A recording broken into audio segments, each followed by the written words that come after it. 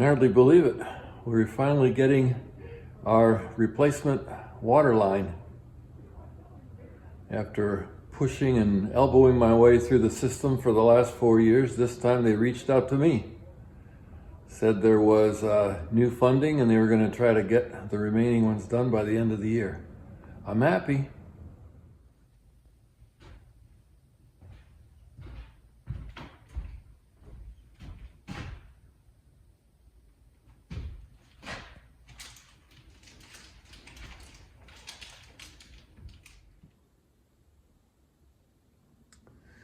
Well, it looks like we're not having Christmas here this year.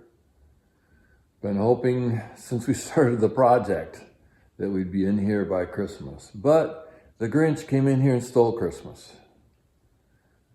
No, I'm just kidding. We had an inspection. We waited 6 weeks for the first available inspection date for plumbing, heating, cooling, and the fireplace. And finally had that a day before Thanksgiving, and she found some things wrong. And I've corrected them, most of them already. It's like 3 days later. But the next available appointment for an inspection is in January. So there goes Christmas. So the heating system was good, and my tankless water heater was good. Not much to do there, but the guys who came from the water department and put in my new water line, put it into a new spot in the front corner of the basement, and they failed to reinstall the shut-off valve and failed to reconnect the grounding wire. So I spotted the grounding wire and I came and I had to buy a new clamp because they walked off with my old one, a $9 item, no big deal. But I didn't notice that the valve, shut-off valve wasn't there. So that put me in violation. Again, no big deal. I had one on hand. It took me 5 minutes to make the fix. So the tankless water heater was given to me by a friend, and I was able to go online and find the installation manual, which is pretty cool. And I installed it according to the manual. So the intake and exhaust pipes were not like this. But the inspector got here and had a better idea, I guess, to get the intake above what's called anticipated snow line, and then the exhaust above that by at least 12 inches. So it's ready. I sent her an email to ask if I should glue it now. So this is according to her specs.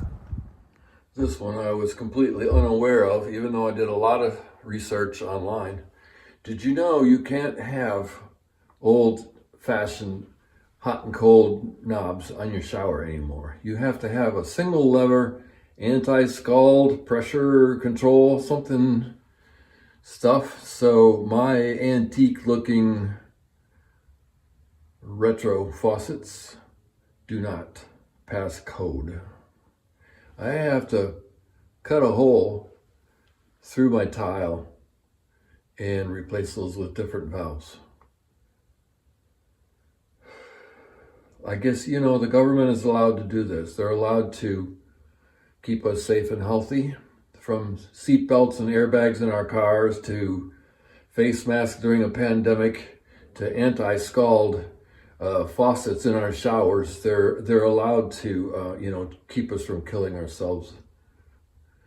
My fireplace and chimney passed code on its own, but when I added the fireplace insert, I added 4 inches of thickness, meaning that my hearth ended up undersized.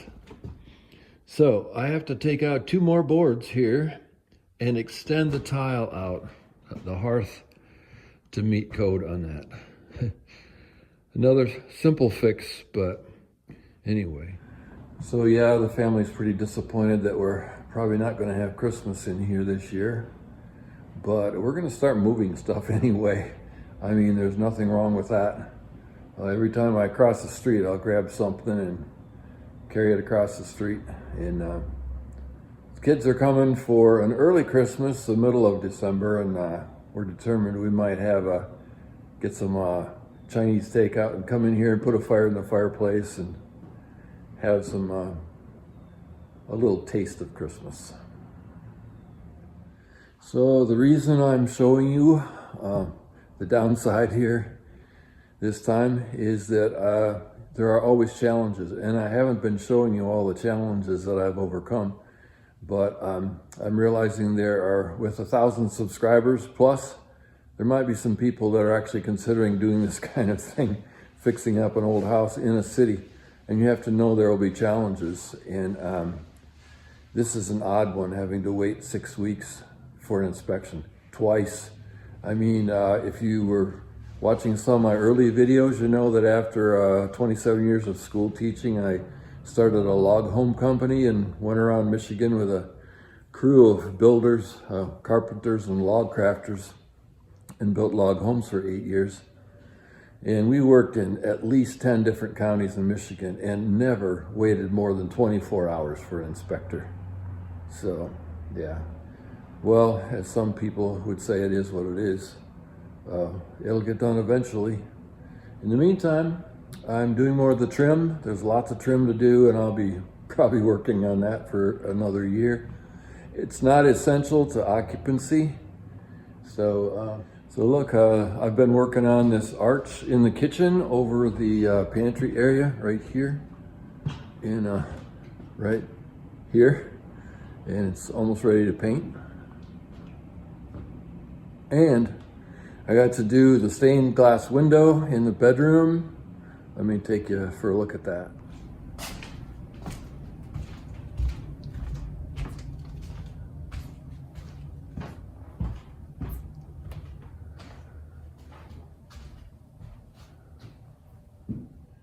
I have a light behind it that comes on at dusk.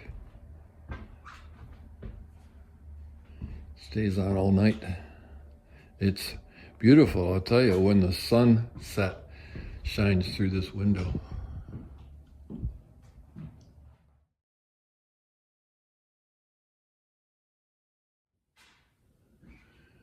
Look, I got my TV mounted. I still have to put panel doors over that. On Thanksgiving Day, my son-in-law and grandson came over here to help me hang the TV on the wall. So the inspector told me that the department is working hard to get some help for her. And if that happens, and happens soon, there's a chance we wouldn't have to wait till January for an inspection. Maybe we could have an inspection before Christmas. I don't know. I'll keep you posted, because I know some of you are curious. I'm posting this now because some of you knew that we were having inspections last week, and I've been getting texts and emails from people wondering what happened. So here you go.